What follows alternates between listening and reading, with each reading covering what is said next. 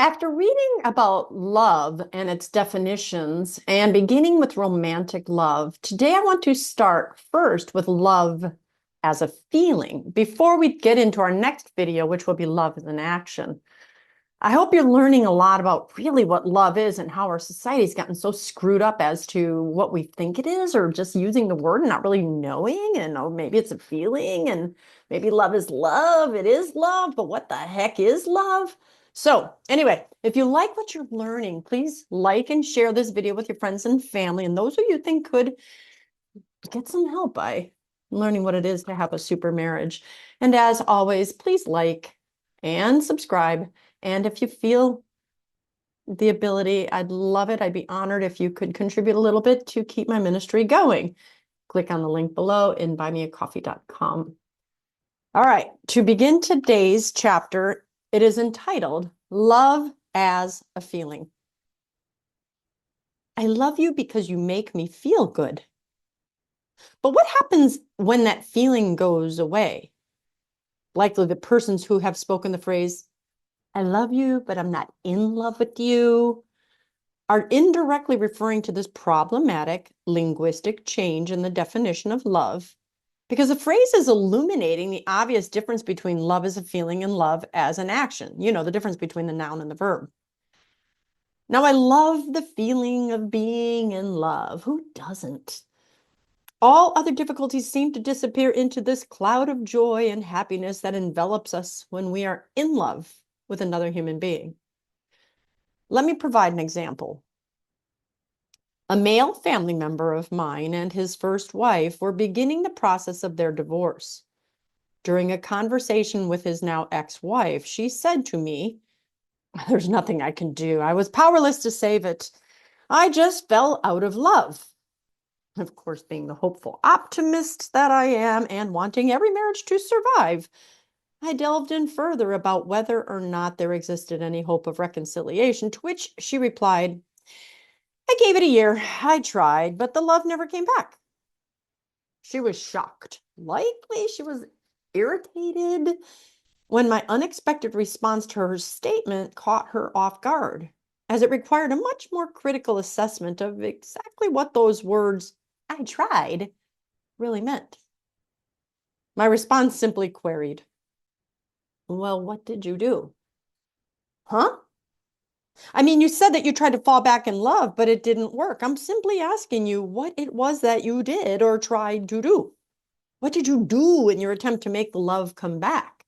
Did you spend more time together? Did you go to see a counselor? Did you start doing together the things you did when you first started dating and fell in love? While her irritation at my questioning was made apparent by her storming off and leaving my questions unanswered, it simply exemplified the point I was trying to make. Now, we often do nothing in our relationships, yet hope or expect for things to change. Poof, just like that. One day I was walking down the street and the love fairy decided I should fall in love with Sam. So totally outside of my power or control, fate, Cupid, God, whatever, pierced me with his arrow and caused me to fall in love with him. And I was overcome with these powerful feelings that proved to me that we were just meant to be together forever. But do we just know? I mean, are we powerless to control this process of falling in love? And when or with whom it happens? Or is there more to this phenomenon? Well, let's just begin by considering that phrase, falling in love, as it tells us much more about our modern day conception of love than we might at first glance realize. The word falling implies something accidental, something we have little control over. When we fall into a hole in the ground, we are actually propelled forward by, in this case, the combination of gravity and some other force acting upon us, such as our toes getting caught on a tree root thrown over the ground in the sidewalk. Had we had the power to do so, we could have chosen to stop ourselves from falling and thus remained in our upright positions.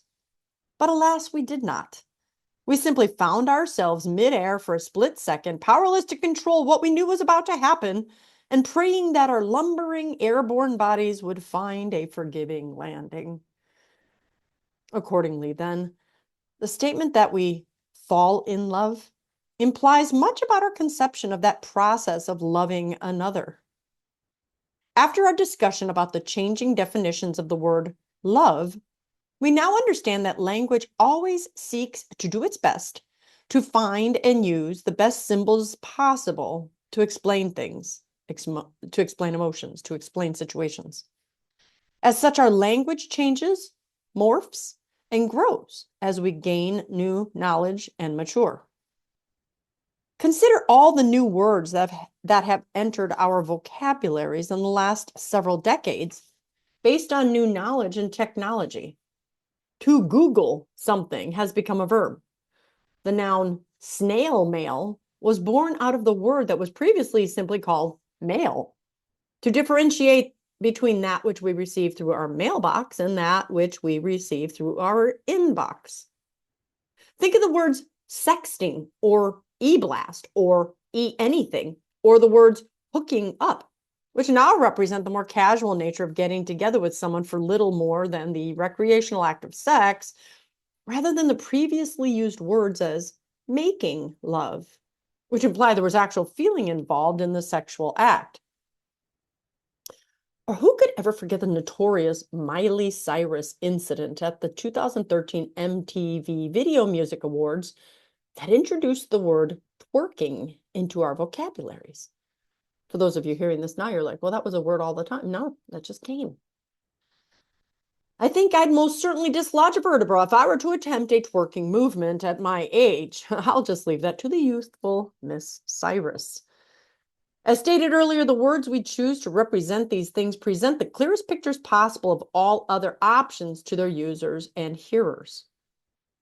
Returning back to this concept then of falling in love, we recognize the problematic nature of this ideology that signifies nothing more than merely the initial stages of a romantic relationship in which our brain's chemical makeup is temporarily altered by a powerful influx of love hormones. John Gottman calls this the physiology of falling in love cocktail, which is the magic that happens when you meet the right person. According to Gottman, only some people in your life can set off this cascade of falling in love hormones in our body. So that's the first piece of good news for those whose marriages are struggling and tell themselves, oh, I married the wrong person, or we're simply incompatible. As I told myself for years when my own marriage was struggling. Apparently I was wrong. To a certain degree, you are very physically compatible, or you would never have been initially attracted in the first place. Just wouldn't have happened no matter how nice the guy or how attractive the girl. This is also why many people who divorce end up marrying someone very much like their ex-spouse. The same type of person was needed to set off that cascade a second time as did the first time. Among those 11 different hormones in the love cocktail that your body and mind are flooded with during these initial stages of a relationship are these. I'll try to be good and illuminate them. The first one is DHEA. This hormone produces a natural amphetamine high. Okay, now remember, I'm talking about 11 hormones that hit you all at the same time. So try to put this together in your brain. One of them puts you on a natural amphetamine high. You get your pheromones, which are your sex sense. This is for smell and attraction.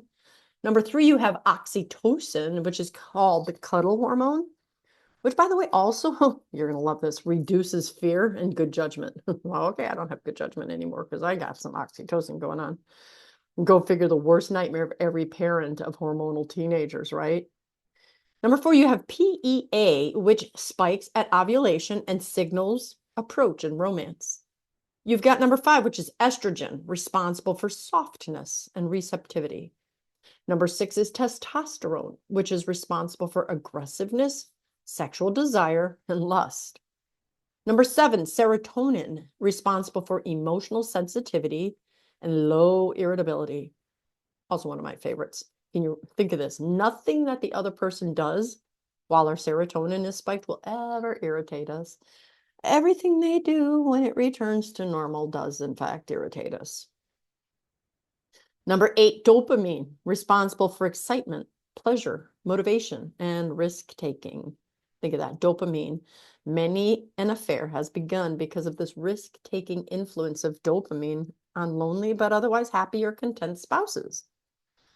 Number 9, progesterone, which is a sedating hormone. It's calming. It generally needs to be inhibited. Number 10, prolactin, which reduces aggression and increases maternal nurturance. Think about it. I want to be a mom. This is what your body is saying. So it's allowing you to have the other person's seed come to you. And finally, vasopressin, which is known as the monogamy molecule. And this one is responsible for aggressive possessiveness in males. So this spike in vasopressin makes it relatively impossible to be in love with two people. Seriously, your brain won't allow you to think you've ever felt this way before because the vasopressin is so high and it says so. You cannot be in love with two people at the same time. So in the case of infidelity, once we meet and start becoming attracted to someone new, not because we fell out of love with our spouse, but rather because we let our guards down due to loneliness, drudgery, or just low boundaries, in most cases, our spike in vasopressin will do its best to convince us we never loved our spouses in the first place. This is huge and important for you to remember. It's impossible for our monogamous brains to comprehend those beliefs because they're currently in high gear for a new individual who's paying significant attention to us. Oh my gosh, no wonder we fell in love so hard. For a time when these hormones surge through our bodies, we are literally high on love. We are fearless. We take risks we wouldn't normally take if we were in our rational minds. We are less irritable, so our future spouses see primarily our happy, agreeable, positive selves, and very little of what our mates do irritates us, like they most certainly will do once this cocktail wears off. Do you really have to chew your food so annoyingly? Why on earth do you have to ask so many questions? Can't you just get to the point? Oh, I'm sick and tired of tripping on your shoes every time I walk in the front door. Little, if anything, of our spouse, of our mates, annoy us in this early stage, and thus our mates feel encouraged by us, not criticized, proud to have us by their side. And thus our monogamy molecules help create in our future husbands an aggressive possessiveness of us, their women, desirousness of being only with her and protecting her from other males' attempts at gaining her affections, which is extremely attractive to women. Therefore, making their women feel as if they are the center of their husband's world, which at this time they absolutely are. I will get to a chapter that talks about wanting us to get back into that place. I don't know about you, but I remember extremely well the powerful attraction I felt for my husband when my body was flooded with this love cocktail. I had been a nanny for a wonderful woman and her two sweet children, Rocky and Wesley. I had gotten the job because I filled in for a friend whose job it was and was going on vacation for 2 weeks, necessitating the fill-in. While there, I cleaned the house from top to bottom daily, not because I was asked to do so, but because it needed cleaning, and I had fun doing it while caring for the children. We used to play all day, or I'd engage in teaching them something like reading, etc. I loved teaching back then, even at 17. After my 2 weeks were completed, the parents asked me to stay on full-time because they were so impressed with my attention to detail in these areas. So for the next 2 summers, this nanny job garnered nearly all of my daytime focus.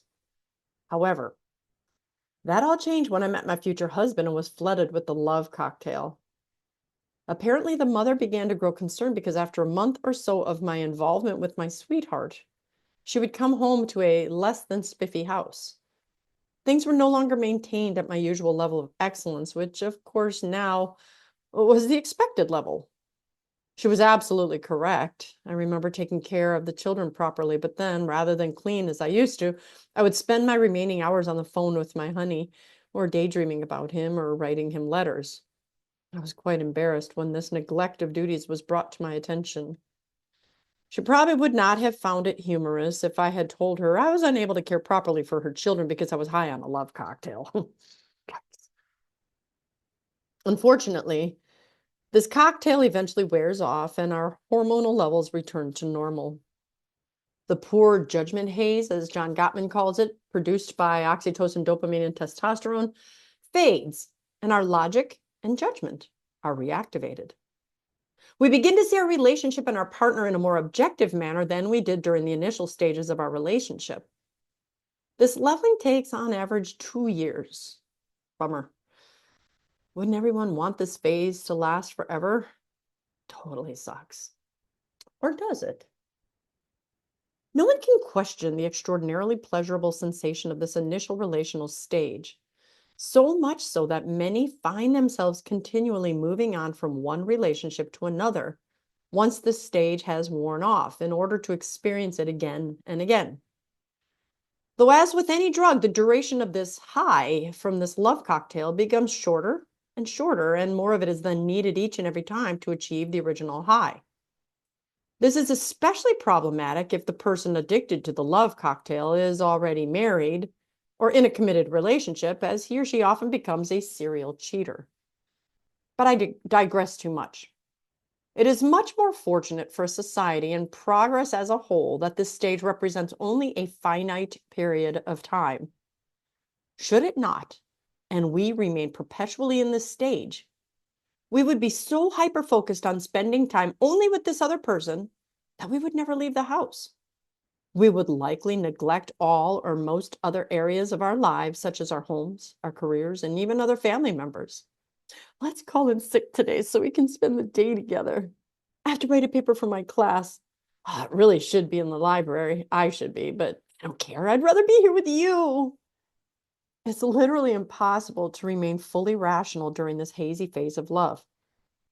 Though it may not seem so at the time, this stage is an incredibly selfish stage of our relationships, in the sense that we love how we feel while we are with the other.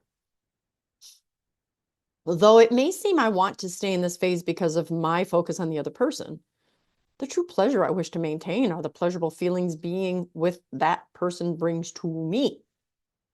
Further, if the two are to become one, it becomes one's primary responsibility to help the other person recognize and minimize his or her weaknesses in order that they become better versions of themselves. This would clearly not take place while on a love high, because we are necessarily blinded to our mate's weaknesses. You'll gain a better understanding of this in the chapter on perception. I'm going to get to that in a couple weeks. I'm sure you get the picture at this point. It's great while it lasts, but unfortunately, what goes up does, in fact, naturally have to come down. So what once took place effortlessly and painlessly, love, must now, if we are to remain in love, become a conscious choice and must now take place much more deliberately, even for super couples. So let me say it right now. Love is not a feeling. Love is that which makes the feelings arrive. Love me first, and the feelings will follow. Well, if love isn't necessarily a feeling, and we don't actually fall into it, then what is love? And what causes us to love another person? Simply put, love is an action. And that's the beginning of my next chapter. You'll have to wait till the next day to get that one. I hope this has been helpful. I want you to get married, stay married, produce lots of children, and show the Lord and the world what true love is. If Jesus is love, remember, it had nothing to do with romance, it had everything to do with his actions. So this next chapter is going to challenge you, because I want to see how much you actually use the verb to love. I'm Dr. Christine Bacon. Thanks for watching this Bacon Bit. And as always, remember to live your life sunny side up.